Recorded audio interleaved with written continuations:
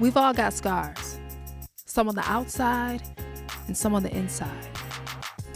But we can't be defined by our scars. I've spoken with some extraordinary people about how they've become empowered by their scars. This is I've Got Scars, baby. I embrace my neighborhood like Pablo. The block, though. No canvas, just spray paint stolen from out of Costco. A lot, though. Landscape full of my models and broken bottles. All I need is a wall for my Picasso, and voila! Street graffiti at its finest. Calligraphy bolstering a lack of humility. But why? It's because expression isn't passive-aggressive. It's obsessive. It's possessive. It's letting people know you count. Psst, I was here. And all I know is nobody else better touch this wall. This wall. Mexico couldn't pay for this. Hieroglyphics scripted in acrylics that never seem to survive weather conditions. It's erasing in the sun and low rain. Hands buried in soap and water to remove the residue. Oh, y'all don't hear me. I said it's erasing in the sun. Lorraine, hands buried. I play right next to the places I grew. Ooh, there go the boys in blue. Unmarked, hoping to catch a vandal. Detect commandos go Rambo on anyone looking to tag a bando. So shh. Y'all watch which way that van go while I paint this Van Gogh. Last night, little Ayana became a candle. Shot off a bicycle riding across 105th. Killed in a crossfire involving some Crips. And for what? I just want to express my condolences. Rip. Don't erase that. So I'm so excited right now because I have sitting across from me an incredibly awesome actor, writer. He is also the producer of A. Lorna Mae's Design production. And he is Scott St. Patrick. Hello. Yes, you hear the crowd? Yes. Thank you so much for being here. I'm so excited to have you here and to speak with you. Absolutely. I'm excited to be here. I remember meeting you, and it's where also I remember at the shout out to Tammy Mack for Tammy Mack's microphone mixer, because that was an awesome platform for incredible artists. And I remember seeing you like doing a monologue, and it was so okay. I just have to say, you stop acting all shy, because that's just what you do. This is what you do. I would see you, and you would stand like over like by the side of the stage, off in the corner somewhere, and you would just be really quiet. And then like you come up to you, and you might say, you just say hello, and you're like, yes, how are you? How are you? And I'm just like, okay, so I guess maybe he's a little shy. I don't know, maybe. And then you get on that stage.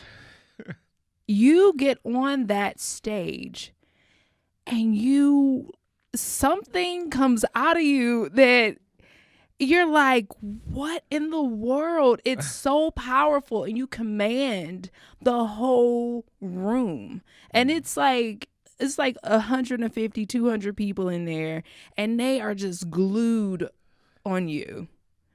So that is the kind of actor that I'm speaking with right now. Wow. It's just what it is. It's what it is. I know that you know this. It's fine. I need you to go with me everywhere. It would be awesome. But it's just true. I don't like to gas people up, but when you come across someone that has a very honest and connective like gift, I just want to speak to that and be really honest about it. So that's the energy that I received whenever I would watch you, and I'm just like, yeah, that brother is yeah, whoever picks him up, whatever show he's on, he is gonna crush it. And that's, and I still feel that way to this day. I feel like everybody who's an actor or a singer feels like that. They feel like I'm special, I'm the best, and I have something to contribute to the world. I think everybody who's an actor or a singer feels like that.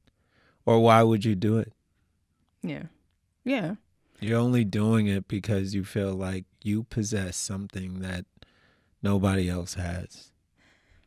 Well, I can see that in you. It's so funny. I feel like my experience was a bit different, though. Like, Really? Yeah. I was like, I feel like I have something inside that's great, but then like the other part of me is just like, no, you don't. You're probably wrong. Like it was weird. Of course. Like I had both Yeah. in my head at the same time. Yeah. Yeah. And I think the key is to drown out that protagonist, just quiet that voice more and more. Yeah. And go for yours. Yeah, go for your own voice. Yeah. I had to, and I think there's just an element of like, hey man, I'm just gonna do the best I can at the end of the day, and that's just what it's gonna be. It's deeper than that. It's deeper than that. It? Yes. Is it? Okay. We're here. Well, we are here. Yes. You are like, there's something that everybody needs to hear that I have. It's interesting you said that, but as it pertains to this platform, I feel like this platform is something that I felt was needed because it's something that I needed. It wasn't so much about me, though. It was more about, okay, I don't know if anybody else is going to do this, but maybe it popped up in my head for a reason because it needs to be done. And I think, that's, I think, a message to anybody out there. If there's something that pops into your mind, like, man, that's a good idea. Like, it needs to be done. It's probably that kind of idea that's bigger than you. And so sometimes when you find an idea that's bigger than you, it's about, okay, guess what? I'm going to have to go do this. It is. And it's interesting because you know that you have presence. You are in the world and you're here. And Schopenhauer, he wrote in The Will to Live, he wrote how it's your will. We all have a will. Mm-hmm. Some people call it consciousness. Some people, Heidegger called it Dasein. So spirit, we're here. And because you have presence, there's something that drives you to a purpose or a goal, and you just continue pursuing that. And when what you think in your mind as a human being lines up with what you were designed to do, that purpose of Dasein, you excel. And you get out there and you do it and you make it happen. Absolutely. So then I want to talk about the concept of making it happen, and as an actor, making it happen. What happens when something happens that might possibly interrupt you making it happen? Because something like that was presented to you earlier this year. Yes. So can we talk about that? Yeah, absolutely. You can go in any direction, and I think it doesn't matter your profession or what that purpose is, whatever it is that you believe you came into the world to do. There can be setbacks. There can be things, obstacles that happen. And you can try to take things into your own power and say, I'm going to take control of this situation. Maybe I'll go in a different direction. But at the end of the day, your purpose, your will bring you right back in line with what the reason why you came here in the first place. So what happened to you? In January, I was diagnosed with multiple sclerosis. Okay. Yeah. We've heard of multiple sclerosis. We've heard of MS, but what is it really? It's an autoimmune disease.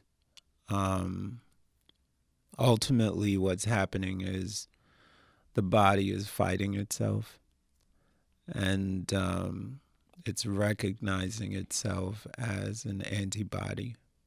So it is looking to fight off something that's not there. And what happens is it leaves scarring. So like my optic nerve has been badly damaged because ultimately the myelin, which wraps around the nerves, all your nerves have myelin, a sheet of myelin that's on top of it. It's like the wiring on your charger, what wraps around. And what's happening is the myelin is being destroyed. So that wiring is being destroyed. And it makes it harder for people, the thing about MS is it affects neurons, and neurons is everything. Yeah. That's walking, that's seeing, that's smelling, neurons is everything. So it affects people differently. Some people it's movement, balance, for others it can be swallowing. Some people have trouble swallowing. Some people have trouble. I have a cousin who has trouble walking now because of MS, and has trouble feeling, touching. Sensation, okay. Yeah. So it affects people differently. My case was aggressive, because while a lot optic neuritis, which is how your vision gets affected, happens to a lot of people with MS, but ultimately what ends up happening is their vision comes back because although your optic nerve gets attacked, it doesn't get attacked so aggressively. Mine got attacked really aggressively. Yeah. I would say maybe a week, 2 weeks after I got the news about MS, I woke up and it was like somebody smeared Vaseline over my right eye. Like I woke up and I could not see through my right eye. It was Oh my God. Yeah. If you can imagine just wearing glasses and somebody just smear Vaseline over the glasses. That's how it looked, looking through my right eye. I was just like, what is going on? And I called my neurologist, and my neurologist was like, you need to go to the hospital. And so they put me on fluids, and I was in there for 6 days. And what was that like? That was hard. It was hard. That was in February.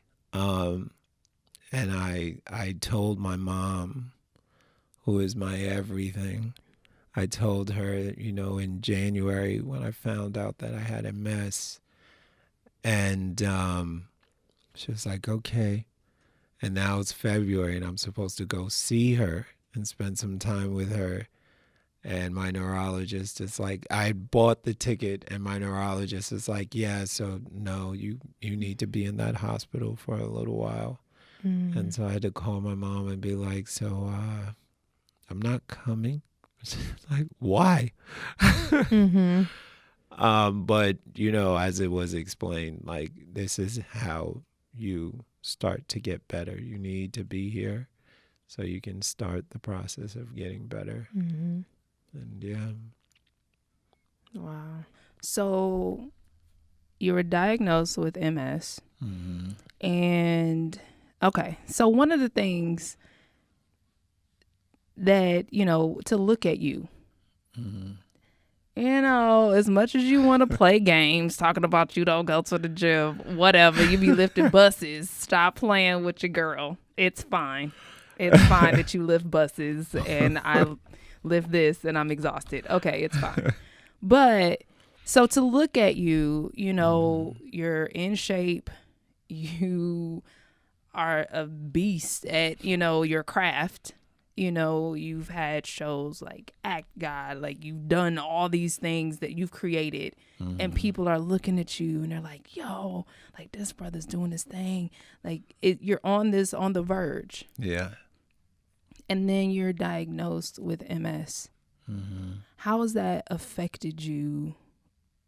Well, even before that, like, how did it start? Like, how did you know? Well, you just kind of like, how does that develop for you? How was it revealed, rather? Well, I would say a little more than a year ago, I was the narrator in a play, and this is the night of the show.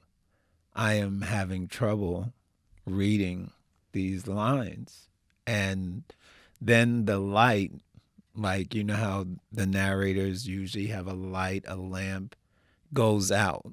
So now it's dark and I'm trying to read this script. And I'm looking and I'm like, why does this look like Farsi? Like, I cannot read what is in front of me. Yeah. And the sun would be so bright. It would be like, soon as I pull out to go either to the 405 or the 101, if the sun is setting, in the evening, then the light is just coming through my windshield, and I need to pull over because I'm just like, it is too bright. And if it's the morning, it's rising, then same thing. I'm just like, the sun is just crazy bright. And so I started going to the doctor, and there was a doctor who was like, that sounds like MS. And I was like, what? No. And then eventually I went to a neurologist who was like, okay, let's get an MRI and we'll see. And then he was like, he got the results back. He was like, so it's highly suggestive of MS. And then I was like, wow. Okay, just give me the medicine. All I need is the medicine and I'll be well. Just give me the medicine and everything will be fine. Yeah. And so, wow, did I skip over? I feel like I'm being very long-winded right now. No, you're perfect. This Okay. is perfect. So I go for the medicine and I don't see any changes in my vision. Like, now at this point, like, I'm not driving and it is really hard for me to read. And I'm an avid reader. Yeah. So I was like, it didn't work. Like, do I need a stronger dose? Like, what needs to happen so Yeah. that I can get my vision back? And my neurologist was just like, yeah, so this isn't going to make you better. Like, your vision is going to be like that for the rest of your life. There's nothing that we can do. We just want to make sure it doesn't get worse. Mm. And that was the hardest thing to hear, because I was just like, what do you mean? Like, this is how I'm going to be seeing? Like, this is how I have to live now? And it was hard. Wow. Yeah. Before you actually went to the doctor for your diagnosis and officially got a diagnosis, what was going on? Were there things, I know you had mentioned that you were reading a script and you couldn't really see it. Were there other things that, you thought, what's happening? Something's off. The sun The was sun. like so bright. Like, Oh, wow. it was just, it was just so bright. And one thing about MS, a lot of people have optic neuritis. So what happens is the disease starts to eat at your optic nerve. Mm. And so, yeah, it was just like the sun was so bright. And not being able to read as much or as often as I was. And I think you said something about, you mentioned before, something about your feet. Oh, yeah. Yeah. Yeah. I would say about, this was like 7 years ago, 6, 7 years ago. Mm. I woke up and like both my feet were numb. I thought maybe I had like taken a supplement and maybe it didn't dissolve properly, so it was in my circulatory system. Yeah. So I was just like, I need to work out, get my heart moving and pump this thing through. I thought that's why my feet are numb. Something in my blood is like blocking something. So I started working out like Even more. I was like, at night I would do sprints. I was like doing burpees. I was going crazy. I've never thought exercise was the answer to things. I'm sorry. Does that sound terrible? Yes. Like,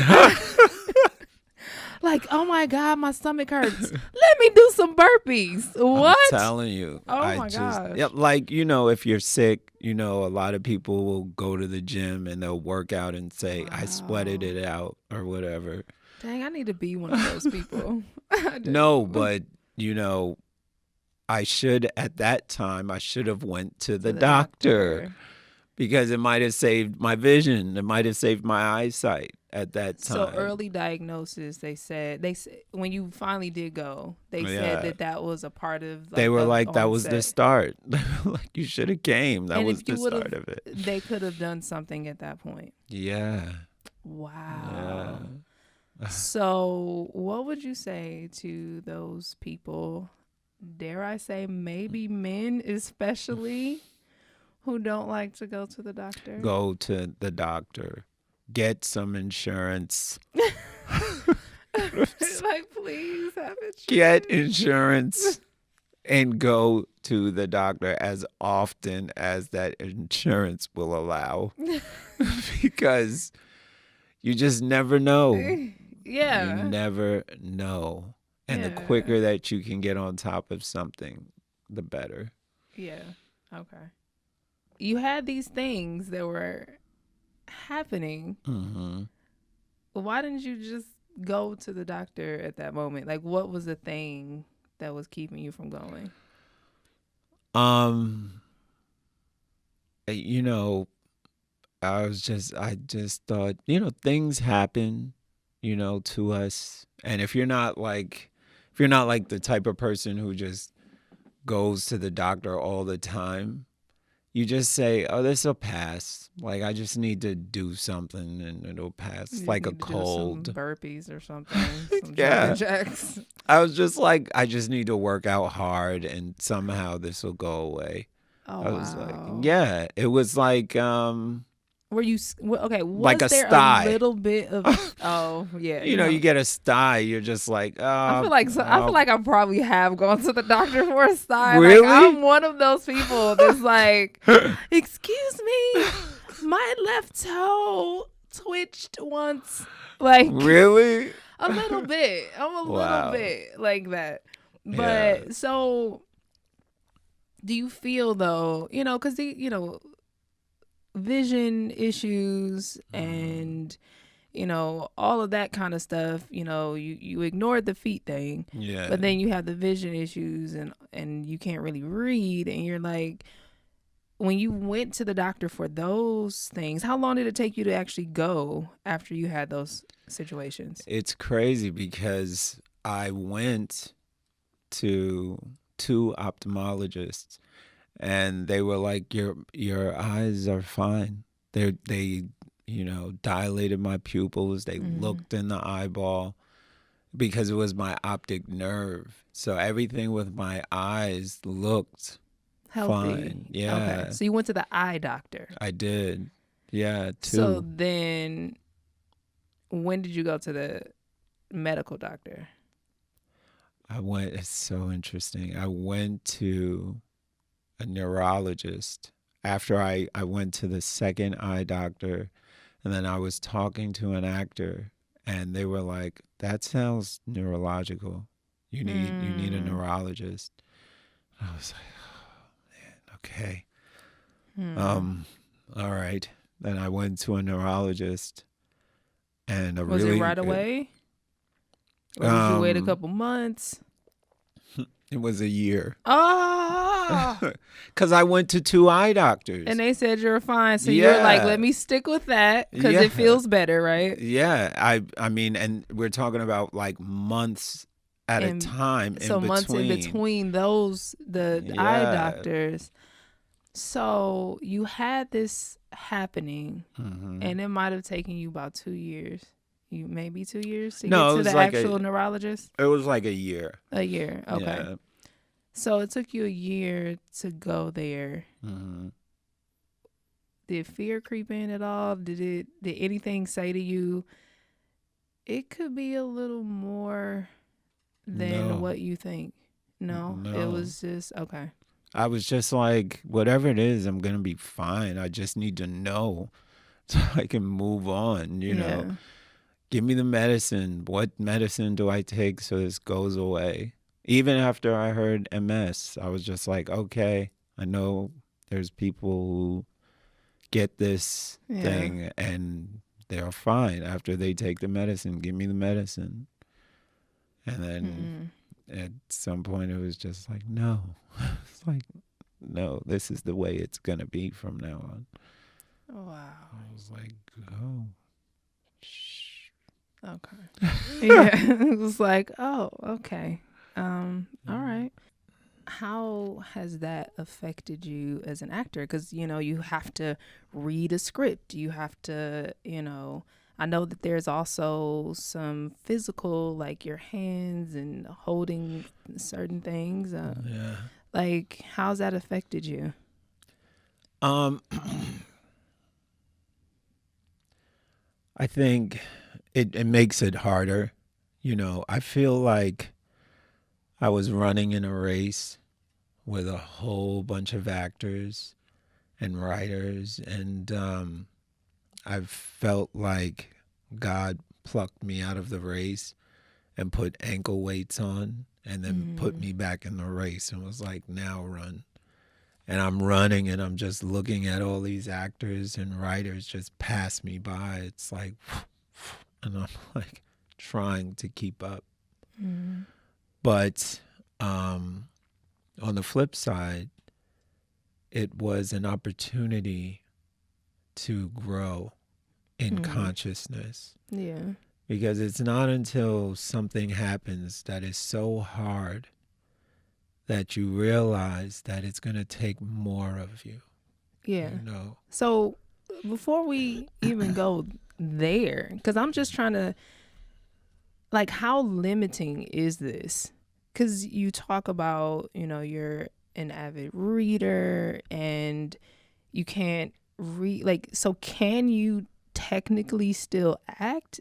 What do you have to do? What kind of accommodations do you need to make for yourself at this point?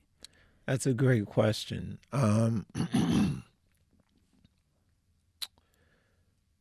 It can be. It's not limiting. It just makes things difficult.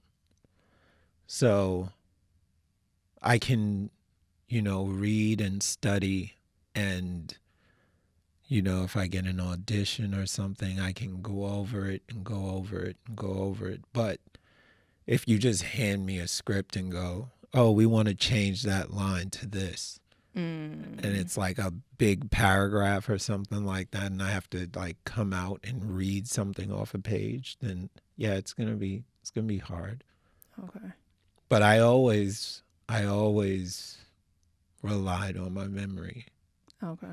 Ever since I started acting. Yeah. Because there was a young girl who was in a class with me, and it was a commercial class, and she just took this small like line and she just knew it. Like they gave her the paper, she was like, I'm ready. And I was like, I need to step my game up. Wow. Okay. So you got that lesson early. I did. So you were able to like now retain Yeah. information a lot, quicker than the average bear, so to speak. Yeah. Okay. So you have that. How has this, because you mentioned not being able to drive. Oh yeah. Yeah. Now, how has this, look, you're a guy, like you're a dude. Yeah. You're that, alpha kind of guy. Mm-hmm. So how does that feel at this point? Like for real? Like not being able to drive, not being able to, do whatever those things are that you used to do, like whether you're going on dates and it's like, hey, whatever the case is. Yeah. Like, how does that feel?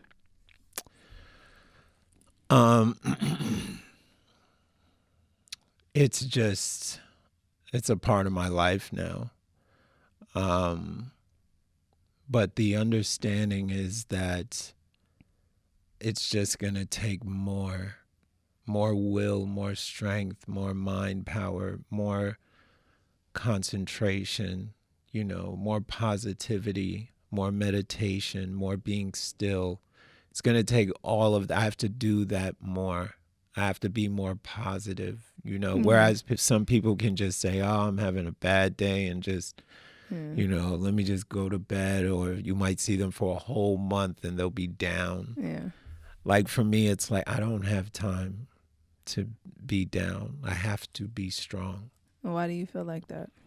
Because it's like life or death, I am so blessed and so grateful because I know this could have been so much worse.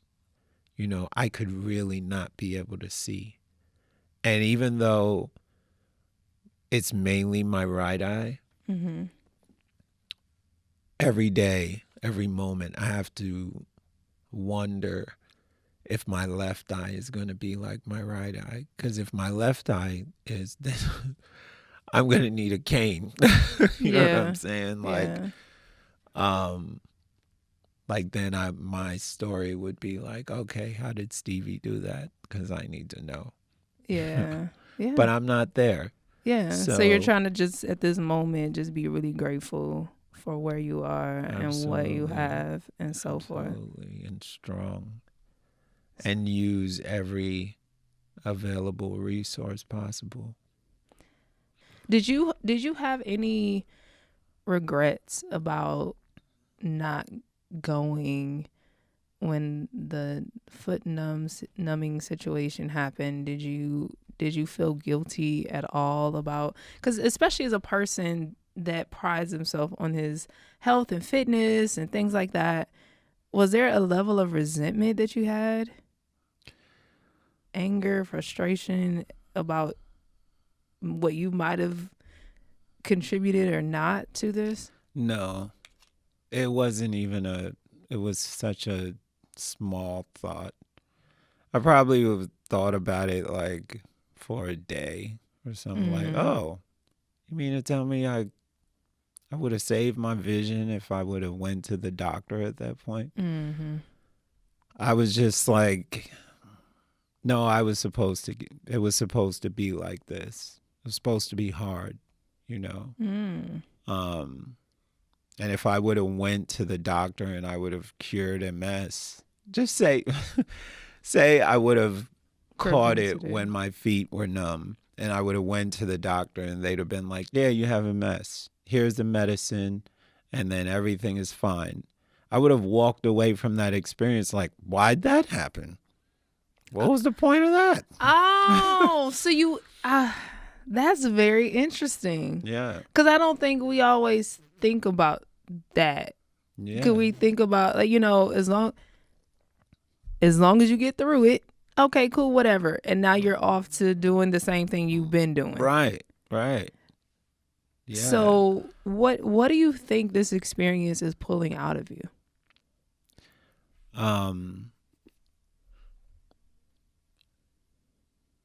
Strength, a greater understanding of life, and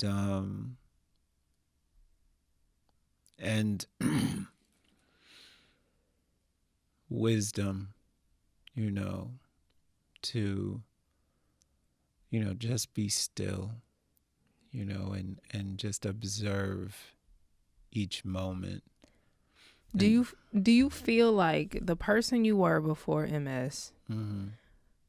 I mean, he was a cool guy, right? He had it together, right? Yeah. I mean, why did you need to improve on that? Why do you feel like there needed to be something different? Or do you feel like there needed to be something different? Or are you at a space where you're like, I see that this has served me in a good way? Do you see any benefit? Oh, yeah, without a doubt. There is no fear. There's no fear about anything. Like, it's just like my vision has changed. I mean, your vision changed so that your vision changed. Okay, I see what you were doing. I see you. I wasn't. Oh, you weren't? that was all you. Oh. That was so I just all pulled you. that? Okay, No, I dang. meant literally Okay. my vision. If you talk to like anybody, I can only imagine, because I know this is how I was before I, you know, developed this. It'd be like, my vision's gonna change. Like, if you would have told me a year ago, your vision is gonna change, like I'd been like, get the out of my face. That's not gonna happen. Yeah. No way. Because that would be awful. That would be the worst thing for my vision to go. Like, you tell me I'm not gonna be able to drive. What? No, that's not going to happen. And then that happens. It's just like, what else? Bring what else? What's up? Yeah. Bring whatever. Yeah. So it was another level of strength, because you Without have a the doubt. physical strength, because you were already picking up buses and cars and stuff. So now it's like you can, you know, like you have this resilience Yes. in a way you didn't have before. Yes. Okay. It's interesting you talked about scarring and that being what it is. And it's what popped in my head when you said that was, like, even with my scars, the reason why it's so prominent is because my skin keloids. So technically, my skin was just overreacting, trying to protect me, so to speak. And so it created the scar tissue. Yeah. And you can see my scars. You know, you can see them because they're, you know, out there. But with you, when it comes to MS, you know, outside of you not being able to drive, outside of you maybe not, having difficulty reading, people wouldn't necessarily know that you have MS. They see you and they're like, yeah, I can see that, he can probably, bench press everybody in this room. But they may not There's know. a lot of people in this room. Yes. See? A lot. See? So they can't see it. They can't see MS on you, so to speak. Is that the way you like it? Do you feel like you don't really want people to know? How do you feel about it? I don't care. I really do not care. It's probably better if people do know. Do you feel like they would treat you differently, or people have treated you differently? Yeah, without a doubt. Without a doubt. I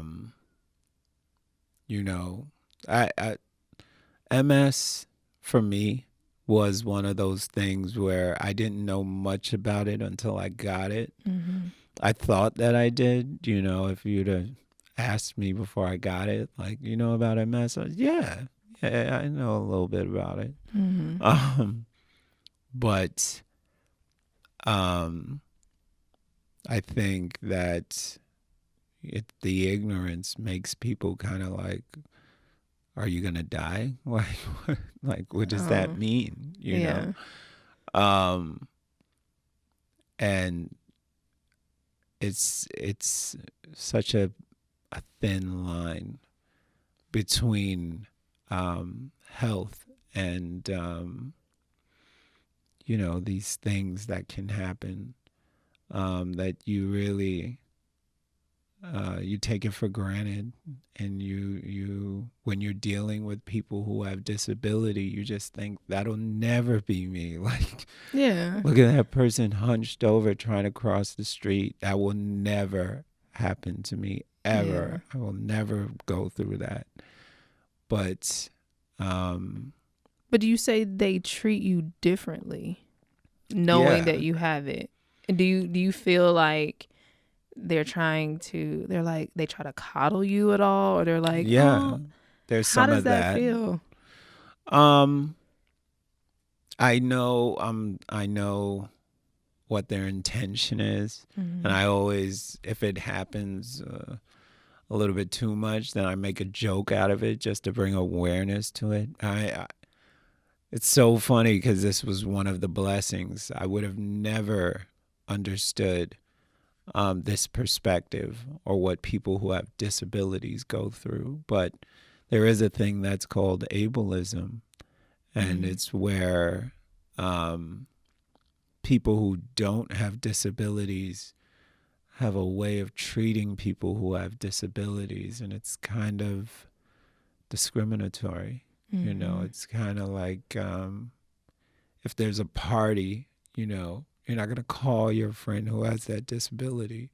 It's kind of like no matter how good my friends are, it's still going to kind of be like, can he do that?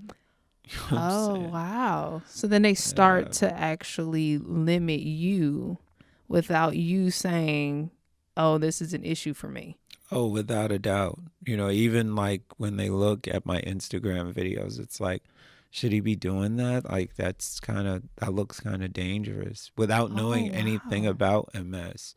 So can he lift that much weight? Like, is that healthy? Wow. Yeah. So you go from being the guy that's, everything's fine, everything's cool. Yeah. I'm lifting the weight, doing my thing. You see the videos, and then they're cheering you on. And then you announce to people, you let people know that you have MS. And now it's just like, oh my God, your body's going to fall apart. And so now, now it's a different energy. It's nobody's really necessarily cheering you on. They're trying to hold your hand. Yeah. And it's also trying to push it away, Like push away knowing that you have it? Or what do you mean? Yeah, push it away like it's, as Baldwin said, it's an unknown quantity and quality that I don't want to have anything to do with it, because that's going to make me sad, or it's going to bring my vibration down, having to deal with it. Even my friends, it's just kind of like, yeah, man, I need to call somebody. Who am I going to call? Scott? Oh, no. Dude, when he comes around, like, I just feel like things are so bad. Like, I'd rather not. Let's call somebody else. Wow. Yeah. How does that feel? Like, does it make you angry? Does it make you sad? Like, no, I love being aware of it. When it happens, I love going, oh, you don't even know you're doing that. And so that's what it is that there's a level of ignorance, so to speak, because they don't know that that's what they're doing. But what do you wish they would do? That. What, be honest? No, I just love it, because I learn when that happens. Like, I'm like, ooh, I wouldn't even have known that I could do that if I didn't have this. I probably would be doing the same thing to somebody else. Oh, wow. Yeah. So you're actually looking at it as like, gosh, being on this side of it is showing me my old self, in essence. Yeah, without a doubt. And people who, if I was in a club, and I saw a guy who, I remember I used to see guys who were in wheelchairs, and I used to just think, like, what is he expecting to do? No girl's gonna go over there and mess with that guy. Like, man. And it would be, a little bit of it would be like, what a loser. Like, you're in a club in a wheelchair, bro. It's not gonna happen. Forget about it. You're not even gonna have a good time. And it's like the level of arrogance to think that about another person, because you don't know. Oh, yeah. Yeah. And so now you're in a space where you're hearing that, you're feeling that. So if you were to say to anybody that you said is an ableist, what would you say to them? Just if you had to have a blanket statement from anybody who's in this position for whatever reason, whatever disability, what would you say to them? Okay. Are they in that camera right there? They are wherever you want them to be, Okay. sure. Listen, okay? I know you probably don't know that you are one. You probably don't even know that you are a part of this club, okay? But you are a bad person, okay? Gosh. You're not good, okay? And I know that you don't know that you're doing this. You don't know that I'm talking to you, but I'm talking to you. And you need to change your ways so our society can function better, because it's better when there are people who are more understanding and more caring and more loving and give space for everyone to be themselves. Change your ways now. We need you to do that so we can function better as a society. Okay. How did that feel? I feel like you needed to get that off your chest. I did. Yeah. Hey, disability power. So when it comes to something like this, I'm always curious, because I believe that men handle things a certain way, and sometimes women handle things a certain way, and it can differ. And a lot of times, but like a lot of times women, we're taught, we're conditioned to be able to be down and cry and go talk to your yoga homegirls and be like, oh my God, this that happened, and so on and so forth. Like, we this can do this. This podcast is real. Like what it is. No, this is straight up. No, we're gonna talk about it like it is. And so you're able to do that as a woman a lot of times. Like, it's socially acceptable.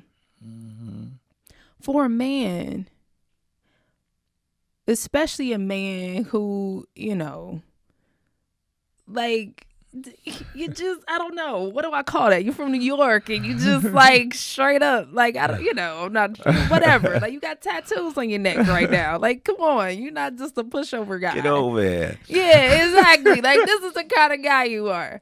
So as a man, and because you're speaking to also other men who are used to being the head of the household, used to hold it down, used to making sure that their family is good, who are used to this.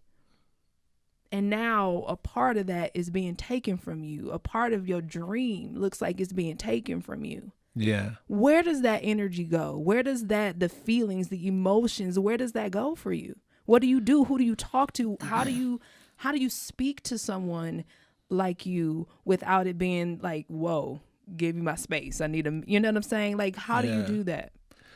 It's so interesting because I think the way that my studies and my concentration was going, it was preparing me for an event like this, like MS or some life-changing thing. I was heavy into reading, you know, Eckhart Tolle, Deepak Chopra, Science of the Mind, The Alchemist. I was just The Power of Now. I was just so into that stuff, and I was just like, equanimity, like Dave Chappelle's show, equanimity, you know, and,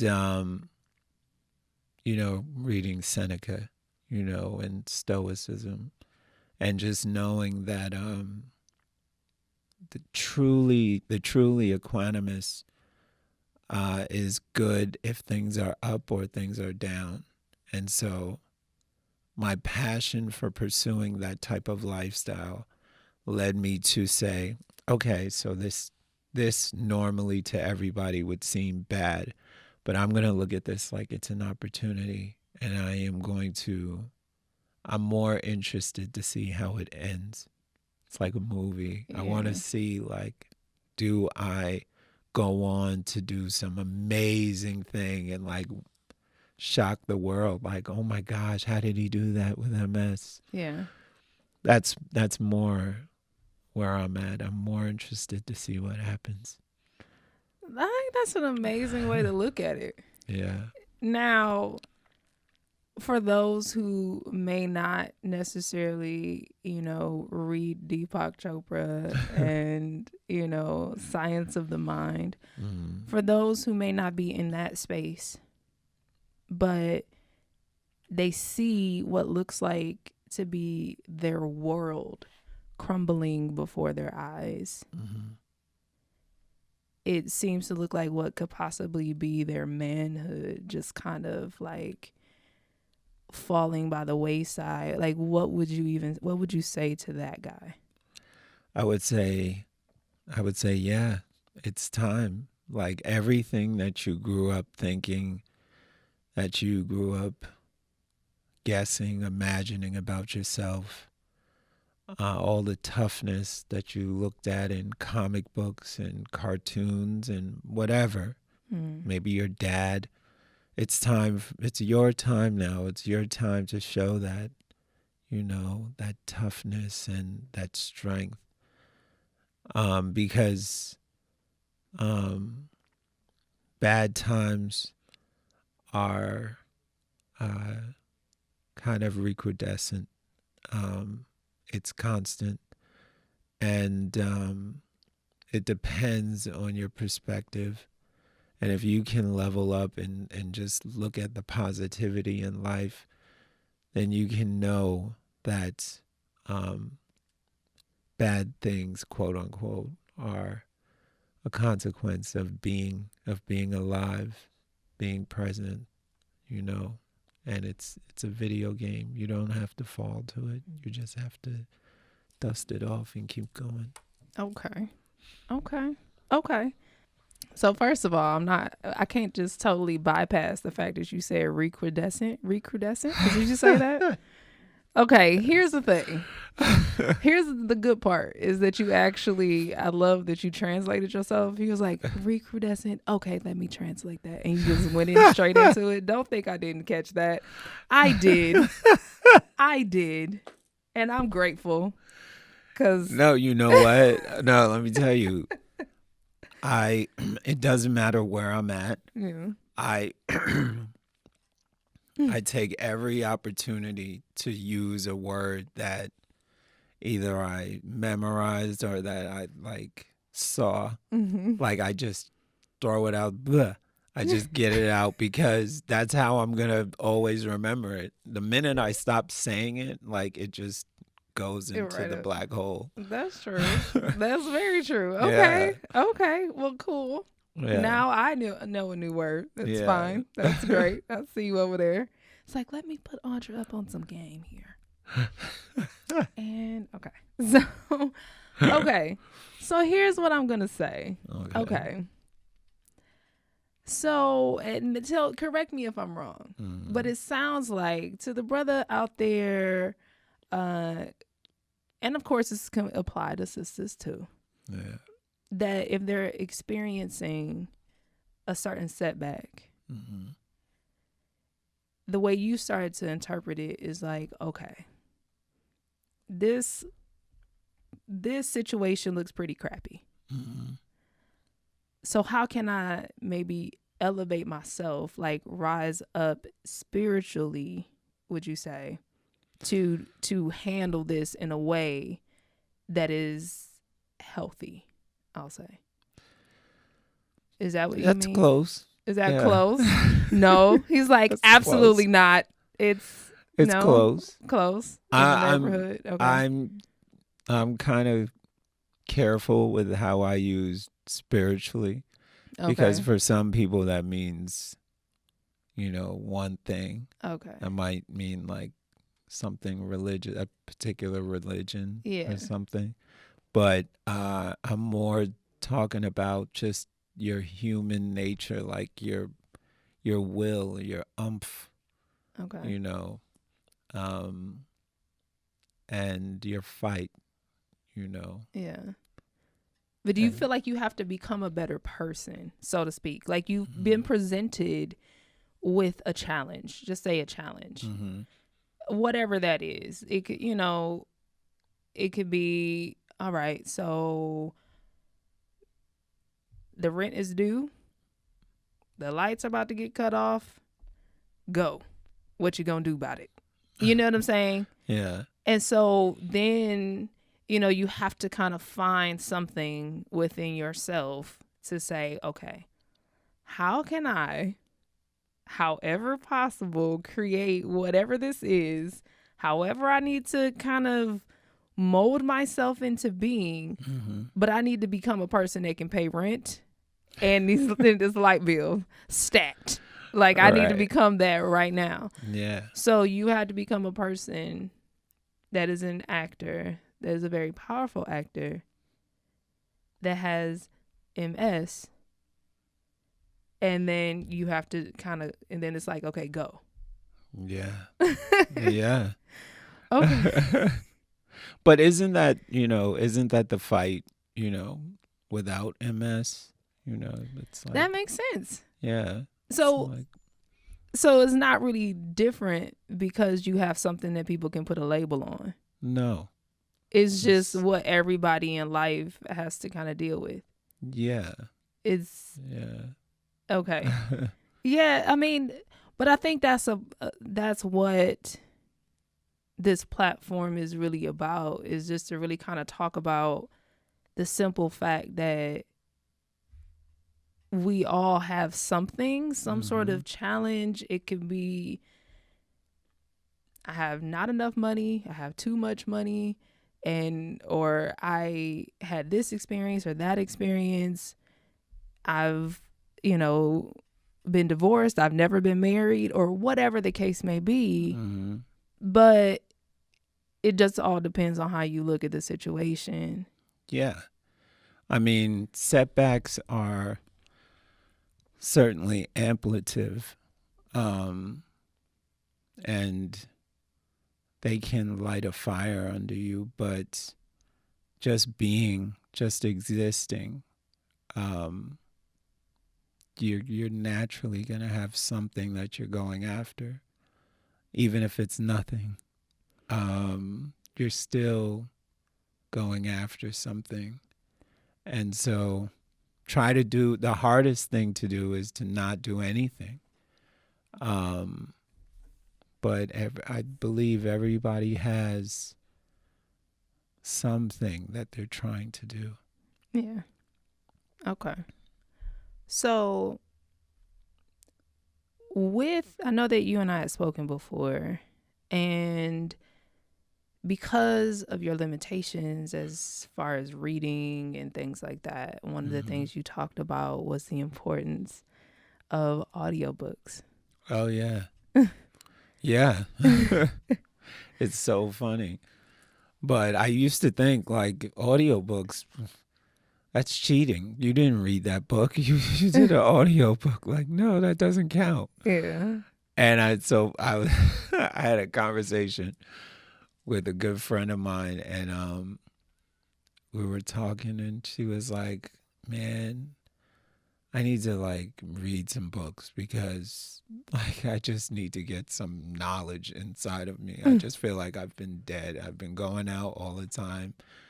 I was like, you should do some audiobooks. And she was like, yeah, but I don't know. I was like, do you think that those don't count? She was like, yeah, I was like, wow, well, I pretty much rely on audiobooks. So Yeah. she was like, Scott, you are mean. Yes. She's like, I didn't mean it like that. Yeah.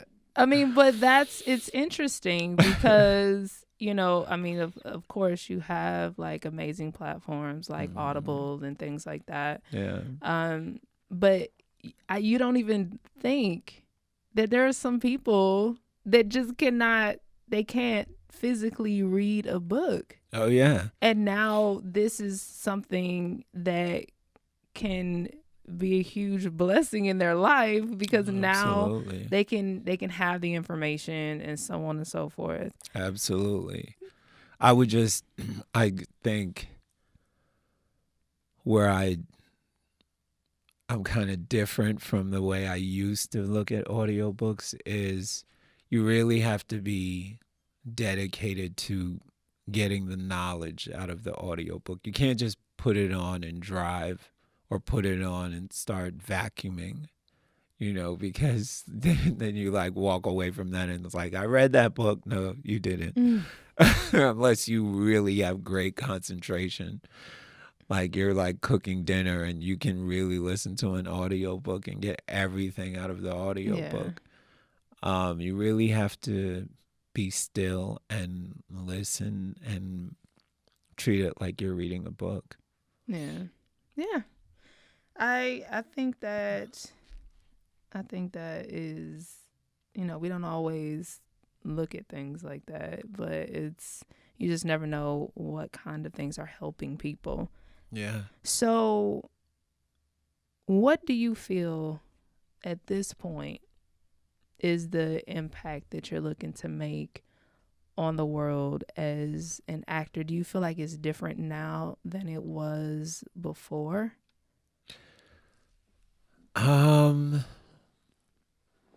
That's a good question. Not really.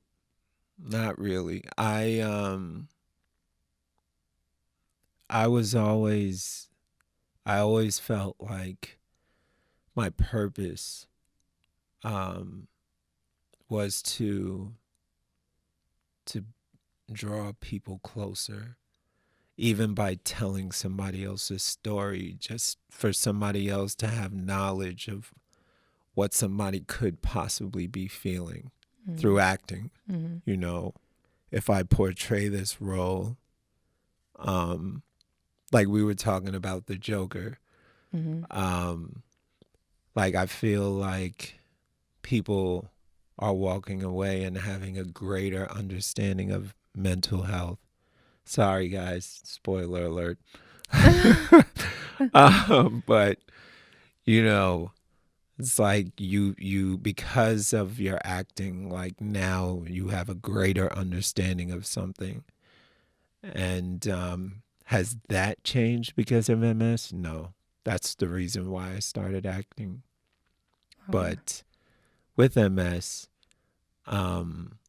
it's just a platform that's it's right there. Like, hey, to anybody else who's dealing with MS, like, take it easy on them, everybody else. You know what I'm saying? Yeah. And support them, because it's not easy at all. And so do you feel like you've had the support that you need at this point? Without a doubt. Without a doubt. I have like the best friends. New York is like home. And I have so many people out there who I consider like they're my family. And the acting community out here is just like, they're everywhere, and it's always, hey, I'm just checking in, bro. You good? I appreciate that. I needed that. Yeah. you know? Yeah. Okay. In those moments when you say, I needed that, what is that moment like?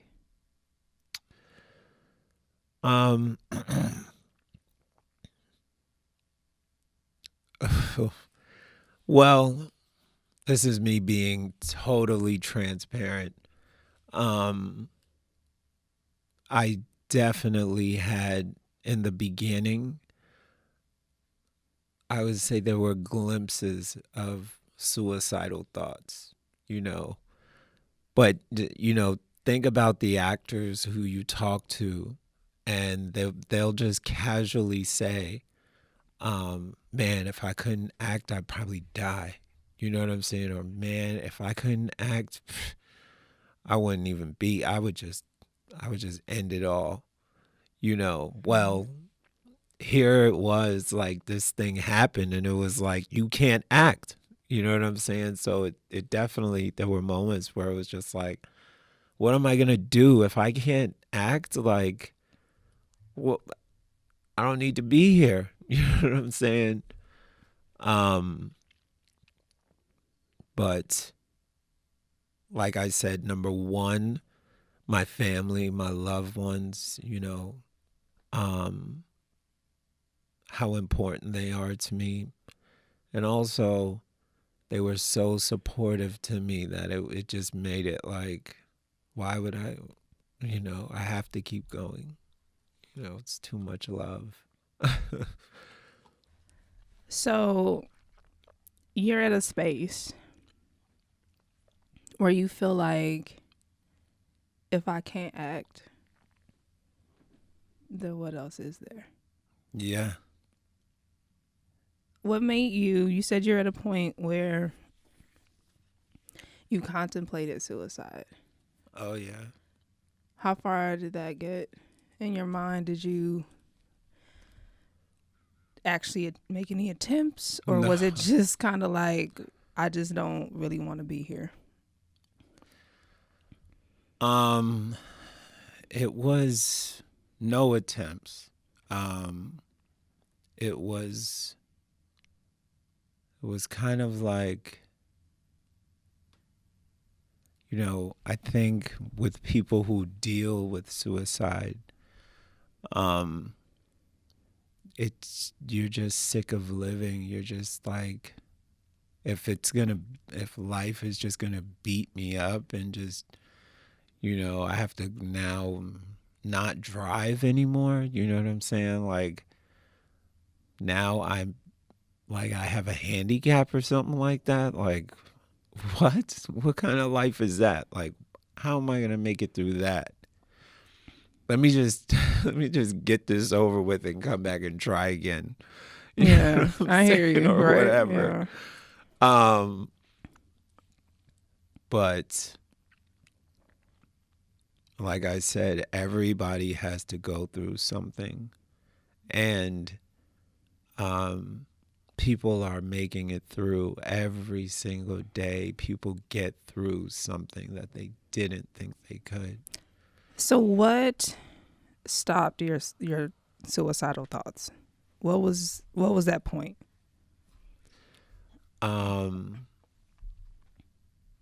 say this. My mother is incredible. And, first I thought that, she's Jamaican, and, I just thought she was going to be, oh, Lord, no. But she wasn't. She was more like, okay, all right, let's go. I'm going to be with you, lock in step every bit of the way. Let's go. If this is it, come on. And I expressed to her, like, Mom, like, I've had, like, suicidal thoughts. And she was like, I know. She said, I know. I expect that you would. Wow. She was like, but just know. She's like, but don't do that. No. That is not an option. Yeah. So don't even think about even trying, because I'll find a way to get you back. Exactly. That's mamas for you. I feel like that's black mamas. They be like, okay, I will slap you into next week. I will go to next week and I will time travel back and I will slap you again into the next century, and don't make me come get you in the next century. You better come back here. I'm like, dang, mama, okay. But that's all love. It is. It's so much love. Mm-hmm. And so would you say then that it is someone who is able to see past your kind of point of vision, and they're able to see something in you and say, you know what? I'm not about to let you slide. I'm not about to let you fall by the wayside. Yes. And so, I don't want to. No, it is. But it's also in the person. Yeah. Because, there are always, look at suicide. There are 800,000 suicides every year. That's roughly one suicide every 40 seconds. So, oh my God. Yeah. So, like, this whole experience made me so passionate about it that I wanted to do more for people who don't make it past that point or past that thought. Yeah. And I totally get why you would think to end your life, but you have to be more interested in seeing it all the way through, because if you make it through, it's going to be so much better. It's going to be so much better than anything you could have imagined, you know. But then it also goes back to what you said about your own life and your own experience when you said, well, I see where I am now, and I kind of just want to play it out to see what happens. Yeah. Because that's the thing about stories. You think about acting, you think about scripts, when you think about films, it's like you have that moment in the film where it's just like, and nothing else good can come from this. Yep. We're down. Nobody can get out of this hole. Like, they're going to get us and we're going to die, Yeah. And then something miraculous happens. Yep. Sometimes when you're just like, okay, so there's nothing else that I can do in this moment. Yeah. I remember seeing a very powerful clip that Oprah had done when she talked about her experience with The Color Purple. Mm-hmm. And she was just saying, like, how she she had basically like manifested the audition because she Yeah. was so like in love with The Color Purple. Yeah. And she got in there and she auditioned. Like, that was huge. And then she didn't hear anything. Yep.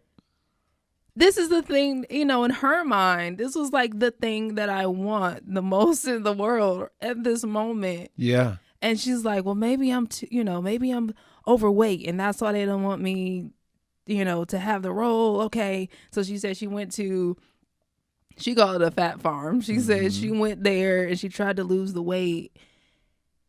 And she was just, you know, all the emotions are coming and she just feels like this is just not going to happen for her. And then she got to the moment of like just complete surrender. Yeah. Where it's like you've done all that you can do. Mm-hmm. You've tried. You've cried. You've been angry. You've been frustrated. Mm-hmm. You've been numb. So at that point, you then just kind of say, you know, and for her, she said that she just started singing, I Surrender All. Yeah. And in that moment, she just kind of took her hands off the wheel, so to speak, and said, if it's not for me to have, then whoever gets it, you know, I'm just going to have to be okay with that. And I'm going to support them. And it just was really profound, you know, because we all know that like in that moment, like the next few moments, she's like, then I get a call from Steven Spielberg, like, you've got the part. Yep. But in life, she can tell that story now. Mm-hmm. But when you're in it, when you're in that space, when you have that diagnosis, when you have this, you know, situation happen, you don't know the other side of it. Like there's just an element of like not knowing. Yeah. Yeah. And sometimes we don't want to live in that. That's in my experience. You don't want to live in the not knowing. You want to know. Right. I want to know what is going on the next couple months. That's going on next year. What's going on with this situation? You want to know. Yeah, you do. But the wanting to know is, it's a veil over what is happening in reality. Because in reality for Oprah, that was going to come to her regardless, you know. As in something great was going to come to her. Something great, or it could be The Color Purple. Mm-hmm. She could have probably walked in. Steven Spielberg probably wanted her before she ever even walked in the door, you know. Interesting. Okay, look at you going all the way deep with it. Okay, wait now. So the idea being that the concept of that which you're seeking is seeking you. Yes. And sometimes it gets to a point where it's like you want it. Just because you don't see it immediately as soon as you say it or whatever doesn't mean it's not happening. Right. But remember that you want it. Yeah. So sometimes people forget that. And they're, okay, you better say it. Yes. But that's true. And whenever I do workshops and things like that, like one of the things that I talk about is what is your dream? Like, what do you want? Mm-hmm. Because I think when people have a certain situation happen, if MS happens, if, you know, kidney failure happens, if, you know, a burn happens. Yeah. You get to that point where you just completely forget, like you kind of lose who you are for a second. You're just like, I just want this away because obviously this is not part of the plan. And for me, you know, just in my own experience, you know, I was 1.5 years when it happened. Mm-hmm. So by the time I got to a place, like I'd never known my life, you know, without this scar, without the burn. But when you get to a place, you're like, So I look different than that. This is in the way because that's normal. And you lose sight, because for me, I was in the hallway mirrors when I was 4 years old, like 4 years old, 8 years old, whatever. It's like singing to Tina Turner and dancing and all these things and have my little hairbrush and all of that. And I wanted to do that. I wanted to be on stage. I wanted to do all this in front of people. And because I had the scar, Yeah. I lost sight of what I really wanted because I thought the scar was bigger than my ultimate desire. And so it was bigger than what my vision. It's a part of it. Yeah. So what happens is, oh, look at you. So the idea is you have this situation that has happened in your life, and then you're just like, you know what? Let me rewrite the script a little bit, because now I thought that my script was supposed to be me, no scar, like, oh, I'm in front of people, look at me, scarless and cute and whatever. But that wasn't it. It was like, no, you go be in front of people with the scars and all. Yeah. And you rock that. Yeah. Yeah. And you make it that is your vision now. Yeah. I think first, you have to always ask yourself, what is it that I'm afraid of? What do I have fear of? Because fear is the opposite of strength, of prosperity, of getting what it is that you want. So if there's fear, then you have to go through it and you have to see it for what it is. Yeah. False evidence appearing real. It's just a veil, and you have to go through it. So in your situation, you would say the MS is a veil that could make me possibly think that I'm not going to act and do what I absolutely love to do and what brings me joy and lights me up. Right. And anytime you spot moments like that or things like that in your life, go towards them, go through them, because what's on the other side of that is bigger. That's the gold. That's what everybody is after. Yeah. You're so right. And that is what I mean when I talk about how to turn your scars into your superpower. Yeah. Is because if I didn't have the scar, I could very well have just been like a chick that doesn't have a physical scar, but she has some sort of other insecurity, right, or some sort of whatever else. Like, it could have been something else. Yeah. So the idea is like, okay, embrace what it is, whatever is going on at the moment, and then use that. Yes, because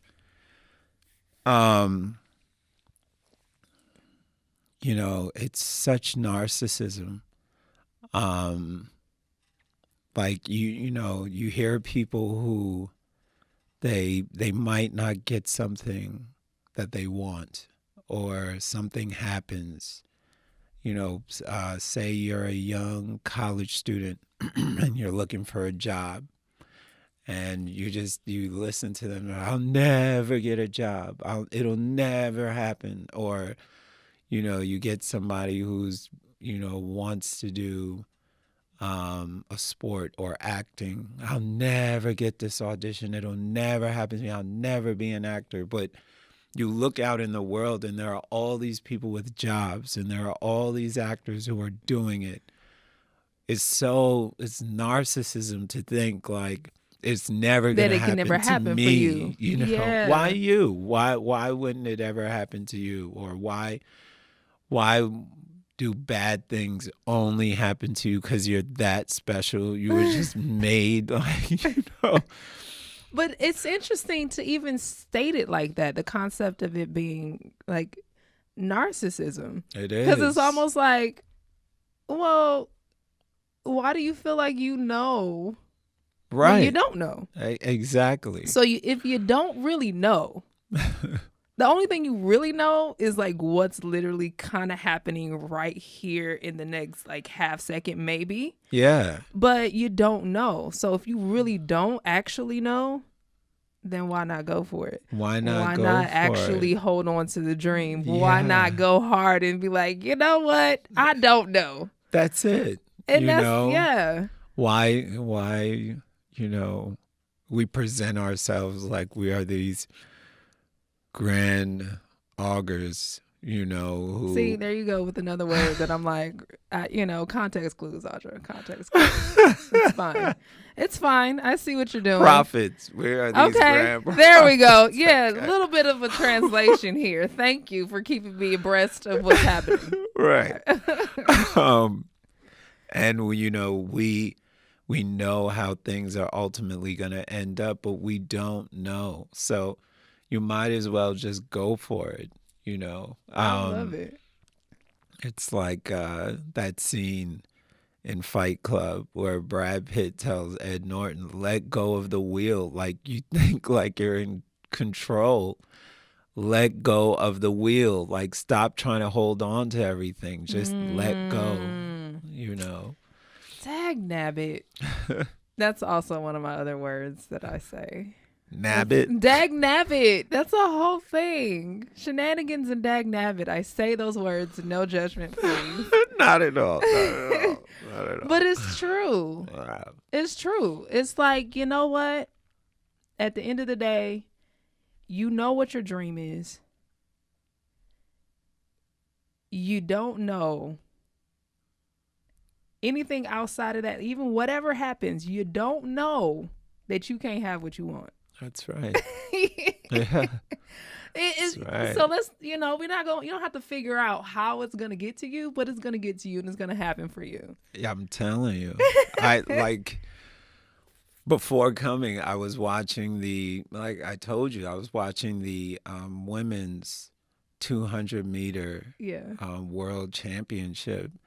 And I'm just looking at them before the race starts, and they're kind of looking down the track, and they're looking down, and you can tell they're telling themselves like, but what if I win? I'm gonna win. If I didn't think I was gonna win, I wouldn't be here. Wouldn't be. Okay, really quick, I have to just say that you're so right. Because in my own experience, I've just, I've definitely creative setbacks and why am I even doing this? What am I here for? Like trying to figure me out on so many levels. I've had that experience. Yeah.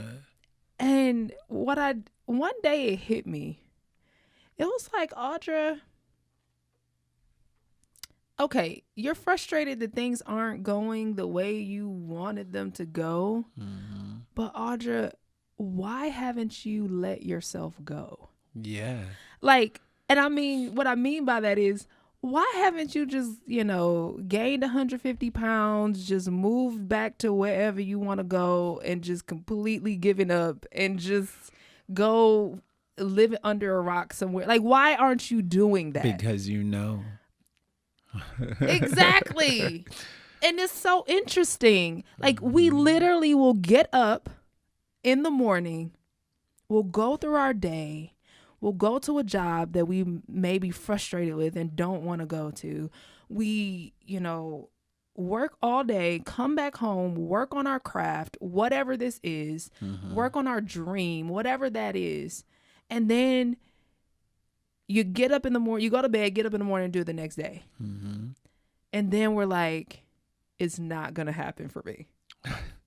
You know what I'm saying? Like, you've done all of this work and you're not even, like, for real, you're not really thinking about quitting. Not for real. Because you haven't moved. You still paying this high freaking rent out here and have a roommate that you like, okay, I'm 45. I don't want a roommate. But you have this thing in your head, in your mind, in your heart that you just can't really let go of. Yeah. And so I had to ask, like, why haven't you given up, Audra? Give up. And then if somebody told you to give up, you'll be ready to Yeah. Excuse me? Give up. Who do you think you are coming in, That's right. But then we tell ourselves it's not going to work. Right. But we're literally not even operating in it's not going to work. We're just saying it to ourselves. That's why, man, we can get so deep with it. But that's why, when you listen to sermons or these self-help books that talk about manifestation, or that somehow if you do something, that will get you your result or get you what you want. And it's total BS, because it's like it'll come to you just because you want it. If you pursue it, it'll come, There's no work. Try not doing anything and watch how many things come to you just by being, just because you're here, whatever your will is. LeBron James, like, he can say, this is what I want. It's the way it is because I worked hard for this. No, you were just doing what it is that you were brought here to do, and I'm sure if it was really that much work, he would have quit it a long time ago. That's what he loves to do. And because he's operating. He was equipped to do it because he's not 5'3". Absolutely. So. Absolutely. Yeah. So it's an element of being built for it. It's an element of, it's like, if it's in you, it's going to come to you eventually. Not saying that you can't do anything. Of course, you can go take your acting classes or do whatever. Yeah. But just don't constantly say to yourself, it's not gonna happen. It's like, right. Yeah. Like, so what would you say to people like that have had a particular setback? I know we've said a whole lot, but what would you say to somebody, like, in a nutshell? They're like, look, it's time to go. I don't know. All of that. What would you say to them? I would say make a choice. Make a choice. I'm not going to tell you to keep going. If you say you want to give up, give up. Make a choice. Move on. Don't sit in the stage where you're waffling, like, maybe I should stay, maybe I should go. Anything you do, whether it's a profession, whether it's a relationship, make a choice. If you're going to stick it out and you're going to be in it, be in it. Mm-hmm. Be present in it. But if you're going to go and you want to throw in the towel, throw in the towel. But then, move on with your life on to the next thing. All right. Yeah. Yes. Because either way it turns out, it's going to be good. Either way. There's no way to fail at this. There's no way to get it wrong. Whatever you choose, it'll be good. And you will be happy. Yeah. I like that. Yeah. I like that a whole lot. Well, first, thank you so much for sharing your story and for sharing your wisdom. Absolutely. Thank you for having me. Absolutely. So, where can people find you? Yes. My Instagram is Scott St. Patrick, SCOTTSTPATRICK. All right.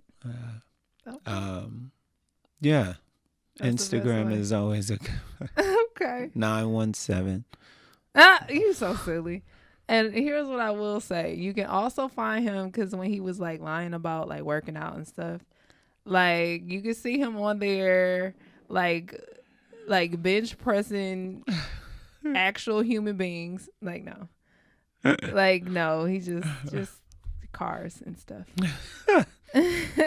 But yes, so thank you so much And I'm excited to see how your story unfolds as well. Thank I already you. know. I already know it's about to be super dope. So I'm excited Thank for you. you.